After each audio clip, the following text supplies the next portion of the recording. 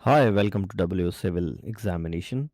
और इस चैनल पे आपको बहुत सारा कंटेंट मिल सकता है जो कि डब्ल्यू सिविल के लिए रिलेटेड होगा। तो उसी में कुछ ऐसी चीज़ें, जब तक आपका एग्ज़ाम नहीं हो रहा तो कुछ छोटे छोटे टॉपिक्स आप कुछ मिनटों में यहाँ सीख सकते हैं और उन टॉपिक्स को अपने एग्ज़ाम्स के लिए प्रिपेयर कर सकते हैं। उन्हीं में से एक टॉपिक है जो आज लिया गया है प्रोक्योरमेंट ऑफ गुड्स में से।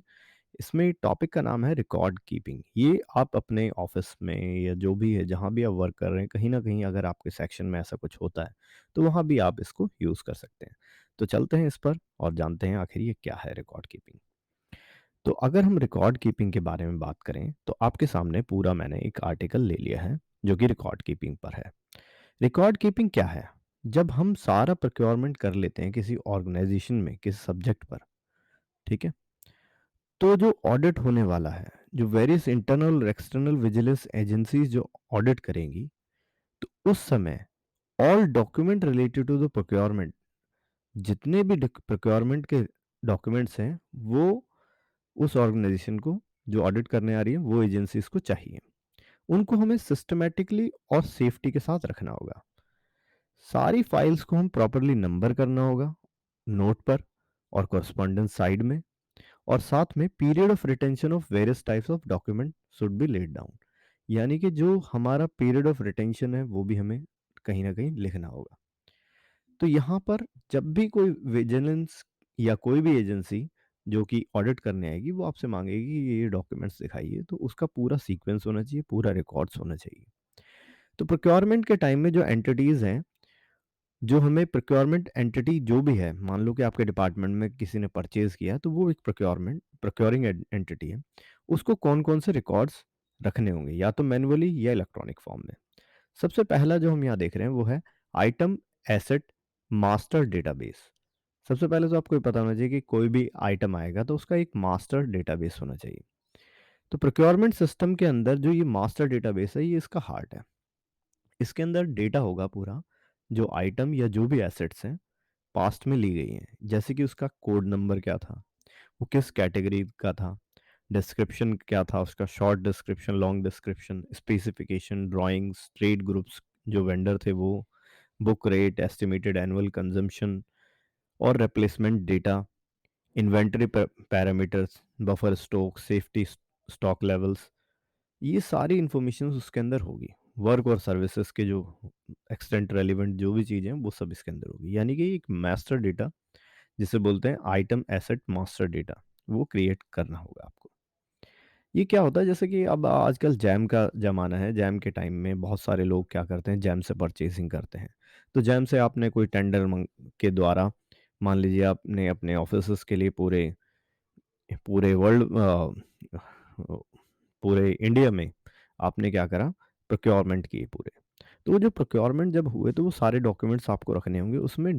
मास्टर डेटा आपने रख लिया। उस मास्टर डेटा में आपने ये सारी डिटेल्स रखी कि क्या कोड था उसका, कौन से कैटेगरी के आपने यूपीएस लिए, कौन से कैटेगरी के आपने प्रिंटर्स लिए, उनका लॉन्ग डिस्क्रिप्शन, शॉर्ट डिस्क्रिप्शन, ये सारी चीज़ें आपको उसके अंदर रखनी होंगी।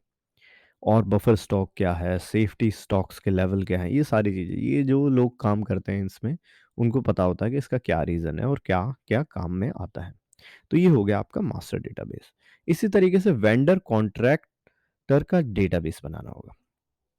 इसके अंदर क्या होगा, इसके अंदर इंफॉर्मेशन होगी, नाम होगा वेंडर्स का, उनके एड्रेस होंगे, इसमें जो स्केल होगा उसके बारे में पता होगा, कैटेगराइजेशन होगी उसके बारे में पता होगा, रजिस्ट्रेशन का डेटा होगा, यानी कि जो भी वेंडर है या कोड है, या वेंडर का क्या रजिस्ट्रेशन कोड है, क्या उसका ट्रेड ग्रुप है, उसकी मॉनेटरी लिमिट कहाँ से है, वो कहाँ से, किस पास परफॉर्मेंस रेटिंग क्या रही उसकी, ये सारे वेंडर रिलेटेड डेटा भी आपको रखने होंगे।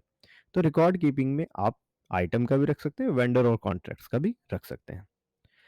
अब चलते हैं आगे। जब भी प्रोक्योरमेंट होगी तो हमारे पास एक रजिस्टर मेंटेन किया जाएगा, उस रजिस्टर को बोलते हैं प्रोक्योरमेंट रजिस्टर।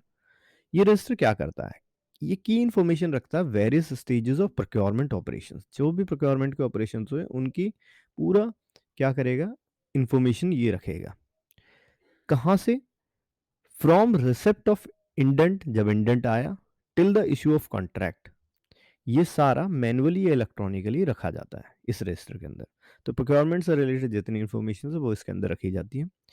इससे पता चलता है कि जो प्रोक्योरमेंट हुई उसकी एफिशिएंसी क्या थी, उसका थ्रूपुट क्या था, ये सारे ऑपरेशंस किस तरीके से एग्जीक्यूट किए गए। तो इतना होना ज़रूरी है। उसके आगे हम कौन सा रजिस्टर्स रख सकते हैं? Procurement order guard register. एक इंडेक्स रजिस्टर बनाया जाता है with only machine number stubs of pages. सारे हमारे पास फुल पेजेस की जगह हम सिर्फ क्या करते हैं, नंबर पेजेस का यूज़ करते हैं यहाँ पर। इसमें क्या करेंगे, one ink signed copy of all the order issued by the procurement entities compulsory pasted in these stubs. अब हमने एक स्टब टाइप का वो बना लिया, उसमें क्या करा, सबके ऑर्डर्स को पेस्ट कर दिया क्रोनोलॉजिकल ऑर्डर में और इसको रख लिया फॉर रेफरेंस। ठीक है, इससे क्या होगा, ऑथेंटिक रिकॉर्ड बन जाएगा, रेफरेंस मिल जाएगा, कभी भी टेम्परिंग और ये जो फॉल्सिफिकेशन ये सब नहीं रहेंगी। तो हमें क्या करना पड़ेगा, प्रोक्योरमेंट ऑर्डर गार्ड रजिस्टर। ठीक है, तो प्रोक्योरमेंट ऑर्डर को हम गार्ड करने के लिए ये रजिस्टर मेंटेन करते हैं। अब उससे आगे चलते हैं, प्रोक्योरमेंट ऑर्डर प्रोग्रेस रजिस्टर। इस रजिस्टर के अंदर क्या होगा, कंटेन होंगी सारे रिकॉर्ड्स ऑफ ऑल प्रोक्योरमेंट, जितने प्रोक्योरमेंट हुए उनके पूरे रिकॉर्ड्स होंगे, जितने ऑर्डर इशू हुए हैं, जितने progress of supply against this contract है, मतलब अभी कितने हो गए हैं, कितने नहीं हुए हैं। अब इसके अंदर मेन ये है कि मान लीजिए हमने ऑल इंडिया लेवल पे कंप्यूटर्स को प्रोक्योर किया, तो हर ऑफिसेज में कंप्यूटर जाते जाते कहीं पर पहुंचे होंगे, कहीं पर नहीं पहुंचे, कहीं पर अंडर प्रोग्रेस है, कहीं पर रीच नहीं है। तो ये सारी डिटेल्स इसके अंदर आप रख सकते हो। टोटल वैल्यू ऑफ ऑर्डर रखा जाएगा, डिलीवरी डेट्स रखी जाएगी, एक्चुअल डेट ऑफ सप्लाई रखी जाएंगी, ये सारी चीज़ें इसके अंदर डाली जाएंगी।